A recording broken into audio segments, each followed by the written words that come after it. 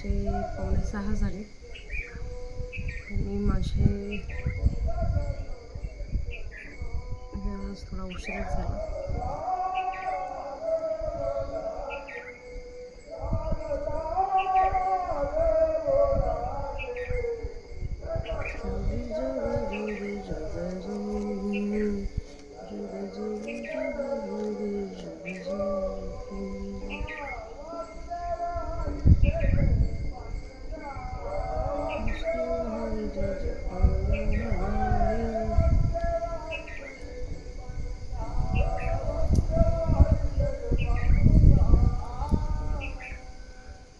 आजच्या माऊलींची सेवेला मी आता सुरुवात करत आहे.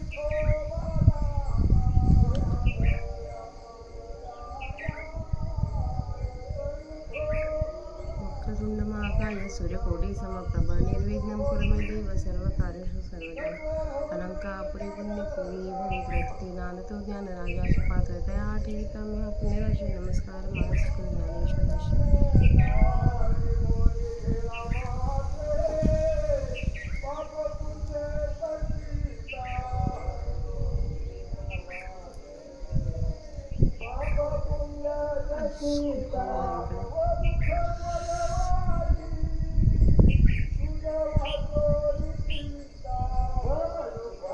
मध्ये मध्ये तुम्ही कागडा पण ऐका, ज्ञानेश्वरी मी वाचते ते पण ऐका.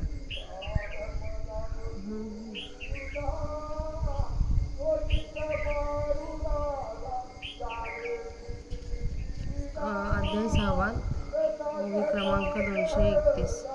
जे जे ठाय समास तेथे आहाच जवळे जाऊस पाठी एक दोन्ही घास याई भरी मग तळवे तळहात शोधी उद्भीचे खंडभेदी जाढागे संधी प्रत्यंगाचा आधार तरी नसंडी करी नखीचेही सत्व काढे त्वचा धुवनी जडी पाजरेशी अस्थिचे नळ निरपे शिरांचे हिर ओरपे तव बाहेरी विरुडी करपे रोमबीजांची मग सप्तधातूंच्या सागरी तहानेली घोट भरी आणि सभेची उन्हाळ करी खडखडीत नासा फुटवणी वारा जो जातसे अंगळे बारा तो गच्छिये धरुनी माघारा आतू घाली तेथ अध अवरवते आकुचे ऊर्ध्व तळवते खाचे जया ठेवा माझे चक्रांचे पदर उरते एरवी तरी दोन्ही देवांची मिळती परिकुंडलिनी नावे खदुच्छित होती ते दया ते म्हणे फरवती तुम्हीची कायसी इंधन आई के पार्थिव धातू आगवी आरोगिता काही नरवी आणि आकाथे तव ठेवी कुसळिया ऐसी दोन्ही भूत खाये ते तेळी संपूर्ण धाई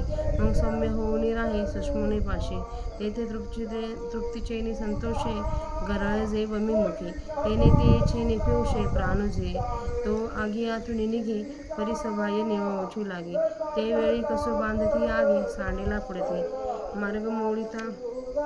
मार्ग मोडीती नाडीचे नवविधपण वायूचे जाय म्हणून शरीराचे धर्म नाही विडा पिंगळा एकवटती गाठी तिन्ही सुटती साई पदर फुटती चक्रांचे हे मग शशी आणि भानू ऐसा कल्पिली जो अनुमानू तो वातीवरी पवनू गिवसिता न दिसे बुद्धीशी पोळी खाविरे परिमळी घ्राणी उरे तोही शक्ती सर्वे संचरे मध्यमे माझी तव वरिले कडोनी ढाळे चंद्रामृताचे तळे कान वडवणी मिळे शक्तिमुखी तेने नातके रस भरे तो सर्वांगा माझे संचरे जेथीचा तेथ मुरे प्राण पवनू तातलिये मुसे मेन निघोणी जाय जैसे कुंडली राहे रसे उतलोनी तैसे पिळांचे आकारे ते काळाची का अवतारे वरी त्वचेचे निपदरे पांघुरली असे जैसे आभाची गुंथी करुणी राहे गबसती मग फुटली या दीप्ती धरू नये तैसे आहाच वरी कोरडा त्वचेचा असे पातवडा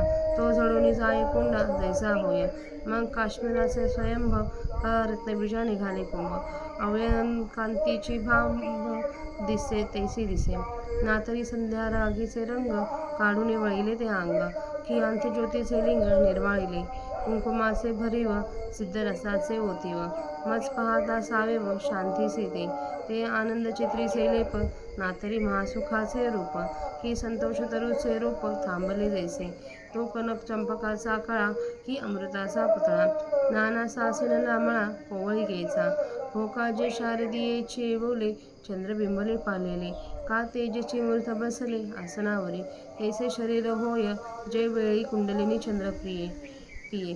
मग देहाकृती बिहे कृतांतुगा, वृद्धापतरी बहुळे तारुण्याची गाठी वेगळे, लोपली उघडे बाळदशा, वैसा तरी येतुलेवरी एरवी बळाचा बळार्थ करी, धैर्याची थोरी निरुपम कनकदुमाच्या पालवी, रत्नकळिका नित्य नवी नखे दैसी बरवी, नवी निघती दातही आन होती परी अपाळे सानजेती, जैसे दुबाही बैसे काती हिरे यांची, माणिकुली यांची कनिया सावी याची अनुमानिया, तैसिया सर्वांगी उधवती अनिया रोमांचिया, करचरण तळे जैसे का रातोत्पले, पाखाळी होती डोळे काय सांगू,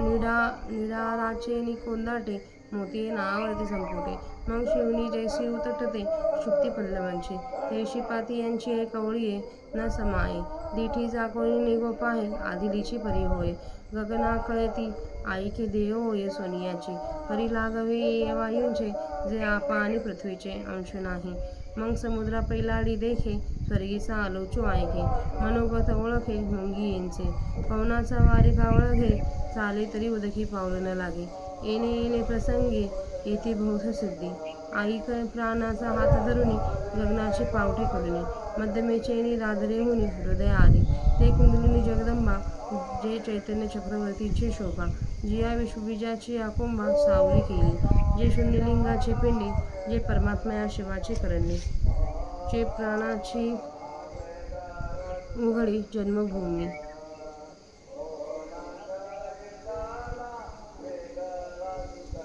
तर आता आपल्या 272 पर्यंत ओव्या वाचून झाल्या आहेत. त्यांचा आता मी मराठीत अर्थ वाचते.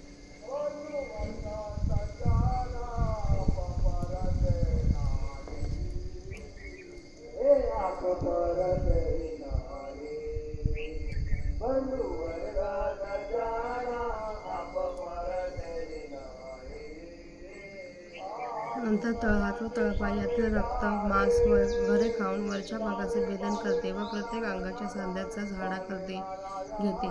आपला आश्रय ते तर सोडित नाही, पण तेथेच राहून नखांचे देखील सत्व काढून घेत व त्वचा धुवून पुसून त्या त्वचेला हाडांच्या सापळ्या चिकटवून ठेवते. हाडांच्या नाळ्या निरपून घेते व शिरांच्या काड्या ओरपून घेते. त्यावेळी बाहेरच्या केसांच्या बीजाची वाढ होण्याची शक्ती जळून जाते. मग तहानेने पीडित अशी ती सप्तधातूंचा समुद्र एका घोटात पिऊन टाकते व लागली शरीरात जिकडे तिकडे खडखडीत उन्हाळा करते. दोन्ही नाकपुड्या आतून 12 बोटे वाहत असलेल्या वायूला गच्च धरून त्यात आत मागे घालते. तेव्हा खालचा अपान वायू वरती आकुंचित होतो आणि वरचा प्राणवायू खाली खेचतो. त्या प्राणापानाच्या भेटीच्या षटचक्रांचे नुसते पदर तेवढे उरतात. एरवी तरी प्राण व अपान या दोहांचा तेव्हाच मिलाप झाला असता, परंतु कुंडलिनी तेथे क्षणभर शोभलेली असते म्हणून ती त्यांना म्हणते, तुम्ही येथे कोण? चालते व्हा. अर्जुना ऐक, पृथ्वीचे सर्व धातू खाऊन काही एक शिल्लक ठेवीत नाही. पाण्याचा भाग तर तेव्हाच चाटून पुसून टाकते. याप्रमाणे पृथ्वी व जल ही दोन्ही भूते खाल्ल्यावर तिची संपूर्ण तृप्ती होते आणि मग ती शांत होऊन सुषुम्नेजवळ राहते. त्यावेळी तप्त होऊन समाधान झाल्यावर ती तोंडाने जे गरळ ओकते त्या गरळातील अमृताच्या योगाने प्राणवायू जगतो. तो गरळरूपी अमृताचा अग्नी तिच्या तोंडातून निघतो खरा, परंतु तो अग्नी ज्यावेळेस आत व बाहेर शांतच करू लागतो त्यावेळेस सर्व गोत्रांची केलेली शक्ती पुन्हा येऊ लागते. नाड्यांचे वाहने बंद पडते व स्थानभेदाने असणारे वायूचे 9 प्रकार नाहीसे होतात. म्हणून शरीराचे धर्म राहत नाहीत. इडा व पिंगला या दोन्ही नाडी एक होतात आणि तिन्ही गाठी सुटून 6 चक्रांचेही पदर फुटतात. अनुमानिक कल्पनेने ठरवलेले डाव्या व उजव्या नाकपुडीतून वाहणारे चंद्रसूर्यरूपी वायू नाकापुढे कापूस धरून पाहिले तर दिसत नाहीत. बुद्धीचा आकार चैतन्यात नाहीसा होतो व नाकामध्ये राहिलेली गंध घेण्याची जी शक्ती ती कुंडलिनीबरोबर सुषुम्ना नाडीत शिरते. तेव्हा वरच्या बाजूस हळूहळू चंद्रामृताचे तळे कलते होऊन ते चंद्रामृत कुंडलिनीच्या मुखात पडते. त्या नळीने कुंडलिनी रस भरतो, तो सर्वांगामध्ये संचार करतो व प्राणवायू जेथल्या तेथे मुरतो. तापलेल्या मुशीतील मेण निघून जाऊन ती मुस जशी नुसत्या उतलेल्या रसानेच भरून राहते, त्याप्रमाणे शरीराचे आकार जणू काय त्वचेचाच पदर पांघरलेले मूर्तिमंत तेजस प्रकट झालेले असते. सूर्यावर ढगांचे आवरण झाले असता त्याचे तेज झाकलेले असते, पण ते ढगांचे आवरण निघून गेल्यावर मग त्याचे तेज जसे आवरून धरता येत नाही, त्याप्रमाणे वरवर असणारा कातड्याचा कोरडा पापुद्रा कोंड्यासारखा जळून जातो. मग जणू काही मूर्तिमंत स्फटिकच अथवा रत्नरूप बीजास निघालेला अंकुरच की काय, अशा अवयवांच्या कांतीची शोभा दिसते. अथवा संध्याकाळच्या आकाशाचे रंग काढून बनवलेली मूर्ती किंवा प्रत्यक्ष आत्म्याचे शुद्ध लिंगच, केशराने पूर्ण भरलेले किंवा अमृताचे ओतलेले, अथवा ते पाहताना मला असे वाटते की ती मूर्तिमंत शांतीच आहे. ते योग्याचे शरीर आनंदी रूप चित्राचा रंग, अथवा ब्रह्मसुखाची प्रत्यक्ष मूर्तीच किंवा संतोषरूप झाडाचे जसे काही बळावलेले रूप आहे. तो योगी सोनचाफ्याची मोठी कळी अथवा अमृताचा पुतळा किंवा नाजूकपणाचा भरास आलेला मळाच, किंवा शरद ऋतूच्या ओलाव्याने टवटवीत झालेले चंद्रबिंब, अथवा आसनावर बसलेले मूर्तिमंत तेजस की काय. ज्यावेळी कुंडलिनी चंद्रामृत पिते त्यावेळी शरीर जसे होते, मग त्या देहाच्या आकाराला पाहून यम भितो, म्हातारपण मागे फिरते, तारुण्याचा वियोग होतो आणि गेलेली बाल्य अवस्था येते. वय तर त्याचे एवढेसेच, तथापि जेवढे कृत्य बलवान पुरुष करू शकतो तेवढे हा करतो, आणि त्याच्या धैर्याच्या थोरवीला तर उपमा नाही. सोन्याच्या झाडाला पालवी फुटून जशी रत्नाची नित्य नवी कळी यावी तशी चांगली नवी नखे येतात, दातही नवी येतात, पण ते फार लहान असतात, व ते असे दिसतात की जणू काही दुतर्फा हिऱ्यांची रांगच बसली आहे. ज्याप्रमाणे माणिकाचे अणू एवढे कण असावेत, त्याप्रमाणे सहजच सर्व अंगावर रोमांचाची टोके वर येतात. तळहात व तळपाय हे तांबड्या कमळाप्रमाणे असतात, व डोळे किती स्वच्छ होतात हे काय सांगू. परिपूर्ण दशेला येऊन गच्च भरलेल्या मुळे मोते शिंपीच्या गर्भात मावत नाहीत, म्हणून अशा शिंपीच्या 2 शतलांचा सांधा उकलतो.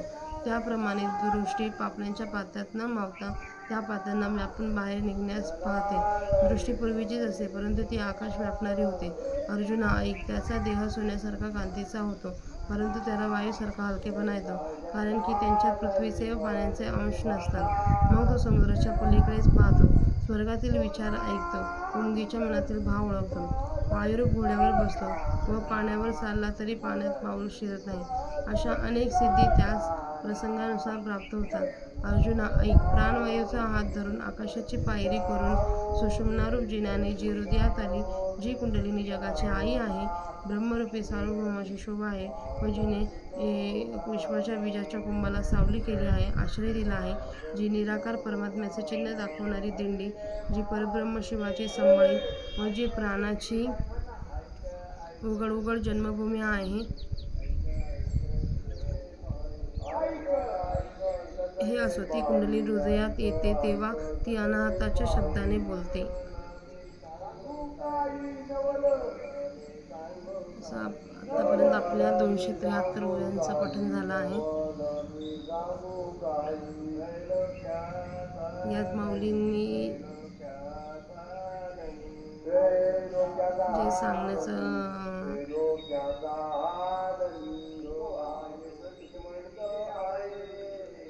प्रयत्न केला आहे की कुंडलिनी जागृत झाल्यावर काय होतं आणि कुंडलिनी जागृत कशी होते. हे सगळं माझ्या आकलनाच्या पुढे असल्यामुळं मी ते फक्त वाचत आहे. माऊली क्षमा सांग.